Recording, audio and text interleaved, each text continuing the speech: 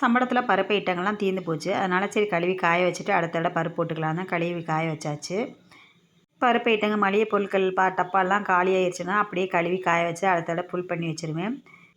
தம்பிக்கு mid term test நடந்துக்கிட்டு இருக்கு. டீயை போட்டு கொடுத்துட்டு சரி தம்பியை டியூஷனுக்கு அனுப்பி விடலாம். காலையில் ஒரு 1/2 hour மட்டும் போய் படிச்சுட்டு வருவான். காலையில் நேரத்தோடு எழுந்திரிச்சு சமைச்சு கொடுக்கணுமேனு எழுந்திரிச்சு சமைக்கணும்னு எழுந்திரிச்சா எழுந்திரிக்கவே முடியல. அவ்வளோ ஒரு டயர்டு அசதி உடம்பெல்லாம். காலையிலேருந்து நைட்டு தூங்குற வரைக்குமே வீட்டில் வேலை இருந்துக்கிட்டே இருக்கும் எனக்கு. இட்லி மாவு சேல் பண்ணுறதுனால அந்த வேலை வீட்டு வேலை அந்த பார்த்துட்டே இருக்கிறதுனால எனக்கு ரொம்ப அசதியாகவே இருக்கும். அந்த அசதி இருக்கிறதுனால என்னமோ படுத்தா தூக்கம் கூட வரமாட்டேன்டுது. எவ்வளோ தான் முடியாமல் இருந்தாலும் சரி நம்ம எழுந்திரிச்சு நம்ம வீட்டுக்கு நம்ம தானே வேலை பார்க்கணும் அப்படின்னு நினச்சி நம்ம வேலை பார்த்து சமைச்சு கொடுத்து விட்டோம்னா நம்ம கொடுத்து விட்றத ஃபுல்லாக சாப்பிட்ற பழக்கமே கிடையாது அவனுக்கு. அப்படியே கொடுத்து விட்ற காயை திருப்பி கொண்டு வந்து கீழே கொட்டுவான். சாதத்தை கீழே கொண்டு வந்து கொட்டுவான்.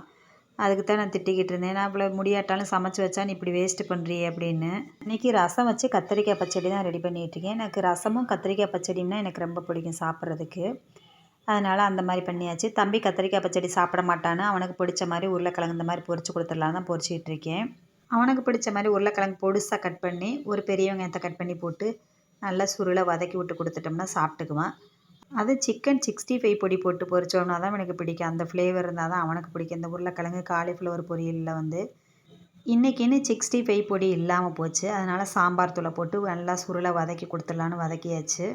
லெமன் சாதம் பிடிக்கும் அவனுக்கு. இந்த மாதிரி உருளைக்கிழங்கு பொரியலில் லெமன் சாதமும் வச்சு கொடுத்தா. கத்திரிக்காய் பச்சடிக்கு நல்லா 2 தக்காளியை நல்லா பொடிசாக கட் பண்ணி தேவையான அளவு சின்ன வெங்காயமும் கட் பண்ணி போட்டு நல்லா வதக்கி எடுத்தாச்சு. கத்திரிக்காய் வாங்கி 1 வாரத்துக்கு மேலேயே ஆயிடுச்சு. லைட்டாக கருப்பு கருப்பாக வரக்கூட ஆரம்பிச்சிருச்சு. அதனால தான் சரி பச்சடியை வச்சாச்சு. இந்த மாதிரி கத்திரிக்காய் பச்சடி எந்தெந்த குழம்புக்கு வச்சு சாப்பிட்டா நல்லாயிருக்கும்னா உளுந்தம்பருப்பு குழம்பு, புளியோதரை, லெமன் சாதம் இந்த மாதிரி ஐட்டத்துகளுக்கு வச்சு சாப்பிட்டா டேஸ்ட்டாக இருக்கும் இந்த பச்சடி. கத்திரிக்காய் பச்சடியும் ரெடி ஆயிடுச்சு. உருளைக்கிழங்கு வறுவலுமே ரெடி ஆயிடுச்சு. டிஃபனுக்கு எடுத்து சாப்பாடு கட்டி எடுத்து வச்சிடலாம். நான் ப்ரௌனி சேலுக்கு கொடுத்துட்ருக்கேன்.